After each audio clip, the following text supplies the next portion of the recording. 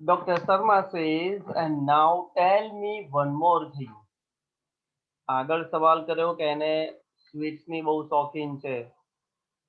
સોનિયાએ કીધું પણ ખરી કે મને ચોકલેટ, આઈસ્ક્રીમ અને બીજી જે સ્વીટ્સ જે છે એ ખાવી બહુ ગમે છે. તો ડોક્ટર શર્મા એને બીજો એક સવાલ કરતા કે છે કે do you brush your teeth regularly twice a day?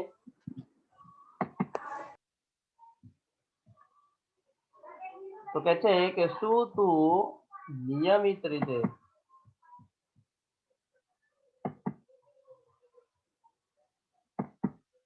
Twice a day મતલબ દિવસમાં 2 વાર બ્રશ કરે છે? Do you clean your mouth after meals and after eating chocolates or ice cream? કહે છે કે મીલ એટલે ભોજન. જ્યારે પણ તમે ભોજન કરો મતલબ બપોરે અને સાંજે અથવા તો જ્યારે જ્યારે પણ તમે ચોકલેટ કે આઈસ્ક્રીમ ખાઓ ત્યારે દાંત સાફ કરવા બ્રશ કરવું ઇઝ કમ્પલસરી. એ બહુ જ જરૂરી છે.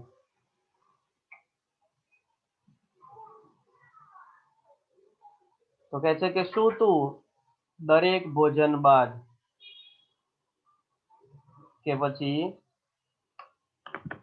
મીઠાઈ કે સ્વીટ્સ ખાધા પછી તું દાંત સાફ કરે છે? Sonia says, no doctor. ના doctor, I brush my teeth only in the morning. હું સવારમાં એક જ વખત મારા જે બ્રશ જે છે એ સાફ કરું છું.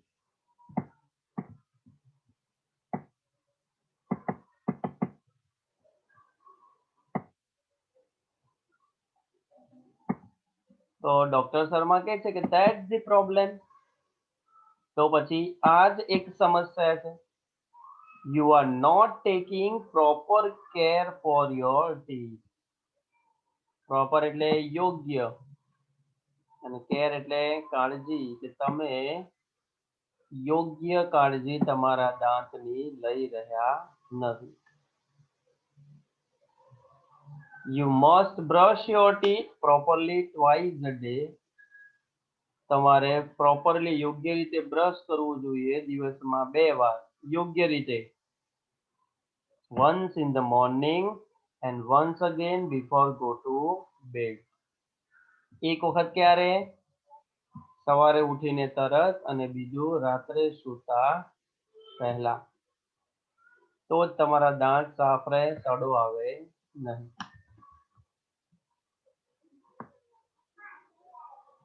સોનિયા કહે છે કે what is the right way of brushing the teeth doctor? કહે છે કે મેમ બ્રશ કરવાની સાચી મેથડ કઈ? રાઈટ વે એટલે સાચી રીત. તો ડોક્ટર શર્મા કહે છે most of the people brush there teeth. મોટા ભાગના લોકો તેમના દાંત સાફ કરે છે while moving the brush in sideways. બ્રશને માત્ર સાઈડમાં આજુબાજુમાં જ ઘસે છે. બ્રશને એ લોકો મૂવ કરે છે આજુબાજુ, મતલબ ડાબે જમણે ડાબે જમણે ડાબે જમણે.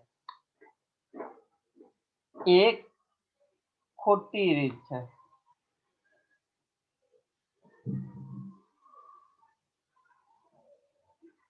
But the right way is, સાચી મેથડ એ છે to move it upward and downward.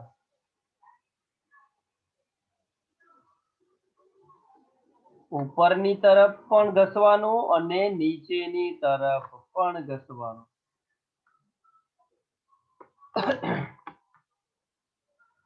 So that it removes the tiny bits of food stuck between the teeth.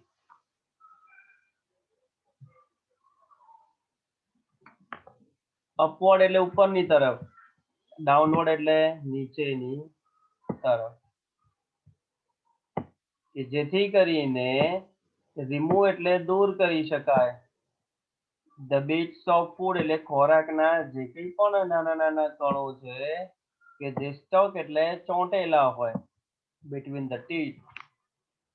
તમે સાઇડવેઝ માં કરો, ડાબે જમણે તો દાંતની વચ્ચેની જગ્યા હોય ત્યાંથી કણો ન નીકળે. ઉપર નીચે કરો, બરાબર? તો એ બે દાંત વચ્ચેની જે જગ્યા છે ત્યાં બ્રશ જાય અને એ જે નાના નાના જે ફૂડ પાર્ટિકલ્સ કે કણો છે એને જલ્દીથી રિમૂવ કરી શકે.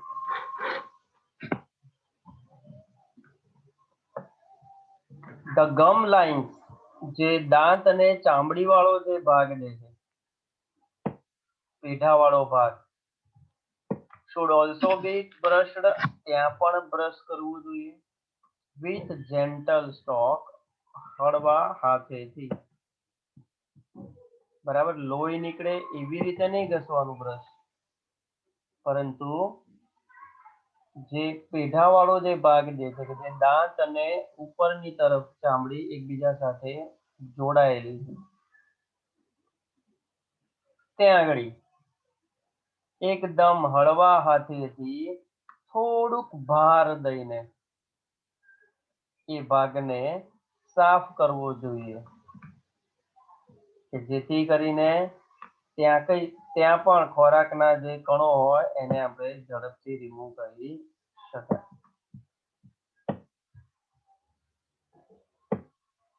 નોટ ઓનલી ધીસ, આટલું જ નહીં. Clean your mouth after every meal and every time you eat a chocolate or ice cream. જ્યારે પણ તમે ભોજન જમો કે જ્યારે પણ તમે ચોકલેટ કે આઈસ્ક્રીમ ખાઓ ત્યારે તમારા દાંત સાફ કરવા શું છે ખૂબ જ જરૂરી.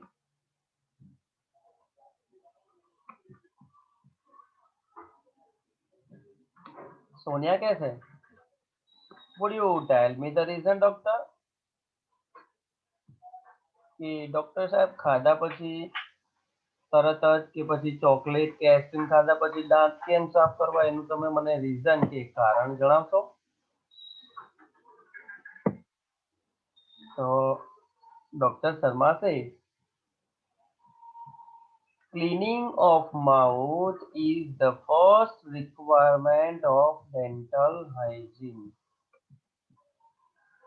મોઢાની સાફ સફાઈ એ પ્રથમ જરૂરિયાત છે. રિક્વાયરમેન્ટ એટલે જરૂરિયાત. ઓફ ડેન્ટલ હાઇજીન એટલે દાંતની સ્વચ્છતા. દાંતની સાફ સફાઈ માટે મોઢું ચોખ્ખું કરવું એ બહુ જ જરૂરિયાત છે. પહેલું પગલું. If you don't clean your mouth, જો તમે તમારું મોઢું સાફ નહીં કરો તો the tiny bits of food, tiny એટલે નાના નાના, bits એટલે કણો, નાના નાના કણો જે ખોરાકના છે ફૂડ, ઇનસાઇડ સ્ટીક અંદર ચોંટી જાય છે, to the surface of your teeth તમારી દાંતની જે સપાટી છે ત્યાં. દાંતની જે સપાટી છે વ્હાઈટ ભાગ જે તમને દેખાય છે એ ત્યાં આગળ એ ખોરાકના કણો નાના નાના જે છે ચોંટી જાય. and in the space between your teeth, અને બે દાંત વચ્ચે જે જગ્યા જે છે ત્યાં પણ ખોરાકના કણો ચોંટી જાય છે. now germs feed on these food particles. હવે જે કંઈ પણ કીટાણુઓ છે એ કીટાણુઓ ફીડ એટલે કે પોષણ મેળવશે. કીટાણુઓ ખોરાક મેળવશે શેમાંથી? those food particles, ખોરાકના જે કણો છે એમાંથી. બરાબર, નાના નાના કીટાણુઓ છે તો એ કીટાણુઓને ખોરાક જરૂરી છે. હવે આપણા દાંતના જે ખુલ્લી સપાટી જે છે ત્યાં બે દાંતની વચ્ચેની જે જગ્યા છે ત્યાં કણો ચોંટી જાય એટલે કીટાણુઓ પણ એક ખોરાકમાંથી ખોરાક મેળવે. who eventually, કે જે છેવટે અંતે eat up parts of the teeth too, એ ખોરાકના કણો તો કોતરી ખાય એની સાથે સાથે આપણા જે દાંતનો જે ભાગ જે છે એને પણ કોતરી ખાય. બરાબર, સમજો ખાસ વાક્ય કે એ કીટાણુઓ ખોરાકનો જે ભાગ જે છે દાંત પર ચોંટેલો કે બે દાંતની વચ્ચે જગ્યાએ ચોંટેલો એ તો ખાઈ જ જાય છે, એની સાથે સાથે આપણા દાંતને પણ ખાઈ જાય. they destroy, તેઓ નાશ કરી દે છે. destroy એટલે વિનાશ કરવું, નાશ કરી દેવું. the enamel coating, દાંતના જે અલગ અલગ સ્તર છે એમાં ઉપરનું જે સ્તર વ્હાઈટ લેયર જે તમને દેખાય છે એ કોટિંગ, એ જે સ્તર જે છે એનો નાશ કરી દે છે. And in a long run, અને જ્યારે આવી પ્રોસેસ લાંબી ચાલતી રહે ત્યારે એનું પરિણામ ઇટ લીડ્સ ટુ કેવિટી, કે જેનું પરિણામની વાત કરીએ તો એનું પરિણામ શું આવી શકે છે? કેવિટી, એટલે કે સડો. તો આ સડો ન આવે એટલા માટે આપણે દાંત પ્રોપરલી સાફ કરવા શું છે? ખૂબ જ જરૂરી.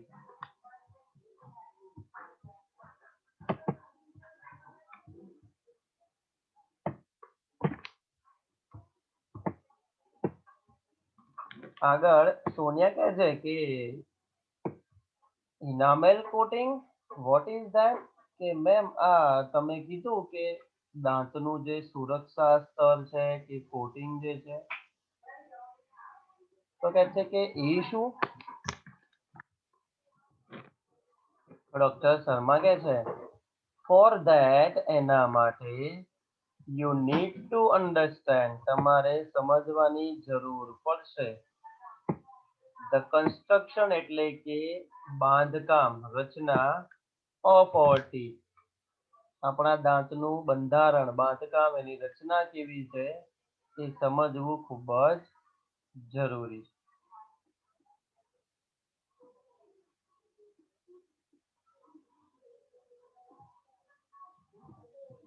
Our teeth have 3 layers. આપણું જે દાંત જેનું લેયર છે એમાં 3 લેયર્સ છે, મતલબ 3 સ્તર છે. The uppermost white layer is called enamel. uppermost એટલે સૌથી ઉપરનું જુઓ, બરાબર. તમે અરીસાની સામે બેઠા હો તો આપણે ઈ કરીએ છીએ ત્યારે જે શરૂઆતનું સફેદ લેયર જે આપણને જોવા મળે છે એને કહેવાય ઇનેમલ.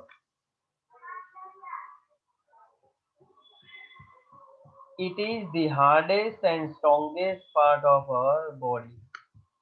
એવું કહી શકાય કે જ્યાં ઉપરનો જે દાંતનું લેયર છે એ સૌથી શું છે? હાર્ડેસ્ટ એટલે સખત, અને સ્ટ્રોંગેસ્ટ એટલે આપણા શરીરનો સૌથી ને સૌથી મજબૂત અવયવ, અંગ. The second layer is called dentin. જે બીજા નંબરનું લેયર છે કે જે વ્હાઈટ દાંતની અંદર હોય એને કહેવાય dentine. It is slightly yellowish, કે જે થોડુંક કેવું હોય? પીળા રંગનું હોય. તમે દાંત બહુ સાફ ન કરો અને એ વખતે જે પીળા રંગના દાંત ને બધું દેખાય છે એ છે yellowish.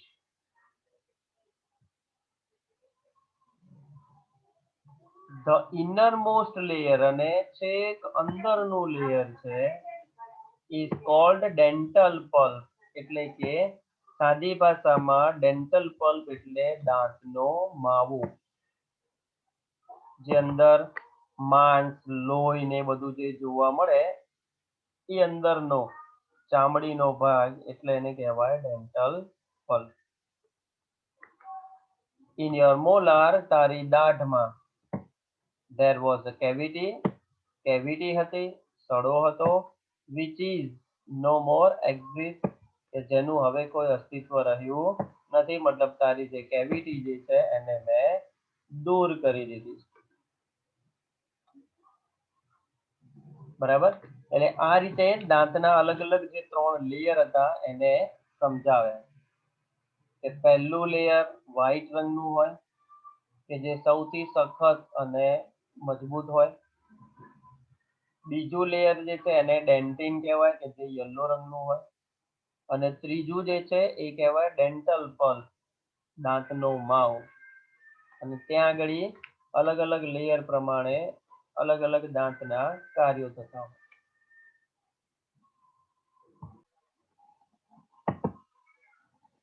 તો કહે છે કે મોલાર દાઢ વોટ ઇઝ ઇટ, એ વળી શું? તો ડોક્ટર શર્મા કહે છે it's a kind of teeth. દાઢ, નાની દાઢ, દાંત એવા અલગ અલગ પ્રકારના દાંતના શું છે પ્રકાર છે.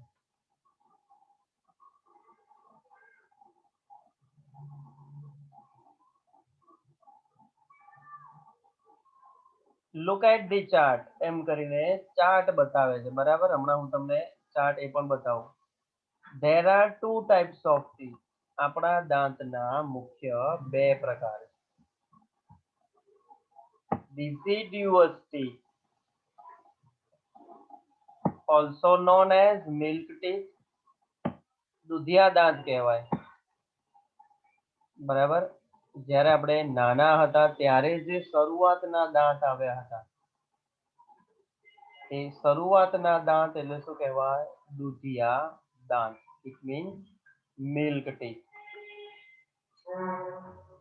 એન્ડ પરમેનન્ટ ટીથ, અને પછી જે દાંત આવે એ થઈ જશે કાયમી દાંત, કે જે એકવાર પડ્યા પછી બીજી વાર નવા આવે, અને નવા આવેલા દાંત એ પછી ફરીથી ક્યારે પડે નહીં. તો નાના હતા ત્યાંની વાત કરીએ તો deciduous teeth એટલે કે દૂધિયા દાંત are usually 20 in number, કે જેની સંખ્યા એ દાંતની કેટલી હોય? 30. and they shed one by one after growth. shed એટલે ખરી પડે કે તૂટી જાય ઓટોમેટિક. ગ્રોથ એટલે વિકાસ. જેમ જેમ એ દાંતનો વિકાસ થતો રહે, જેમ જેમ બાળક 1.5 થી 2 વર્ષનું હોય અને પછી એ થોડું મોટું થતું જાય એમ એમ ઓટોમેટિકલી એ દાંત ખરતા જાય, મતલબ એ દાંત તૂટી જાય. thereafter, અને એના પછી new permanent teeth come up, અને એના પછી કાયમી દાંત જે છે એ આવવાની શું થઈ જાય? શરૂઆત. મતલબ કોઈ બાળક 10-11 વર્ષનું થાય, બરાબર, ત્યાં સુધી જે દાંતની રચના હોય એને કહેવાય દૂધિયા દાંત કહેવાય.